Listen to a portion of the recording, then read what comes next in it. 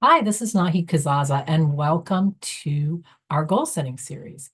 In this video, we're going to talk about the top 5 ways to stay on track once you set a goal. Our first key to success is to write a plan. Now, there's a lot of different ways you can write a plan. In other classes, I talk about how to create SMART goals by working through a SMART goal worksheet. I also have a growth goal worksheet that you can work through. You can just write it out or draw it out. But the most important thing about a plan it gives you clarity. And when you have a plan, you're less likely to fall into self-doubt and question yourself and then not move forward because you're not clear. So one of the biggest causes of procrastination when it comes to moving towards your goals is not being clear. So what the plan does is it has everything laid out clearly for you, and it makes it really obvious what your next step is. So that cuts down on decision-making time, and it usually keeps you on track. Our second key to success is practice. And when I use the word practice, what I'm really talking about is reframing your goal to take a look at the things you need to get better at in order to easily achieve the goal. So in this case, we have a boy holding a basketball. Let's say he has a goal of, making 50% or 60% of his free throw shots. Probably it's obvious that if he doesn't practice a lot of free throw shots and he just looks at how he does in every game, he's not going to do as well as if he makes a determined effort to set a lot of time in to practice those free throw shots. Well, every goal that you set is going to have something similar to the free throw shot practice, right? So if you want to grow your business and get more sales, there's probably something you can practice around reaching out to people in your network to draw them into your sales process. If you want to get better at having conversations, there's probably a way to practice having those conversations. And you may not have to practice full conversations. You may even be able to practice portions of conversations. For example, you might decide that you're going to practice listening before you speak. If you feel stuck, don't forget to subscribe to our channel because stuck is my specialty, and pretty much all the videos on the channel have something to do with how to get unstuck. So if you're not already a subscriber, definitely subscribe. And let's move straight on to the next key, which is have an accountability buddy. You probably know this intuitively, but it is worth taking the time to be intentional about creating some kind of relationship where you're talking about your goal and your progress, and you don't want to let the other person down.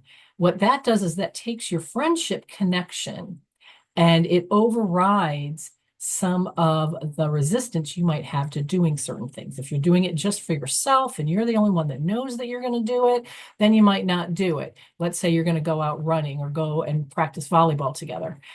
But if you have somebody you're meeting, you have an appointment, you're going to be a lot less apt to not show up even if you don't feel like it. So that is the power of having a buddy. Just about every class and workshop I run, whenever I have people in a program, if they're buddied up, they're going to be a lot more compliant with the homework and everything than if they don't have a buddy. It's just easier to work with someone else, and we have additional value system compelling us to do things that we don't feel like doing if they're for somebody else.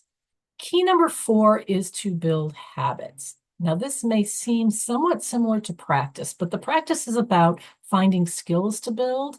The habits, it doesn't really matter if it's about skill building or if it's just doing something over and over again until it becomes so automatic that you're not thinking about it and you're not putting energy into it. So let's say that you have a desire to keep your house more organized. You already know how to do many of the chores that you neglect, but let's say that you decide that you're going to develop a habit to every day do one load of laundry or every day sweep the kitchen floor at a certain time. And these are things that you haven't really done regularly before just because you haven't had them as part of a routine or a plan.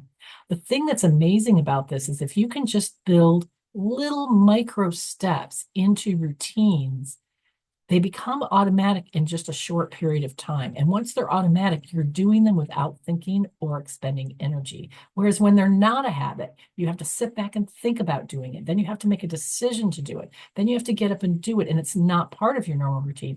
That takes this much more energy than it would if it were a habit and you weren't thinking about it.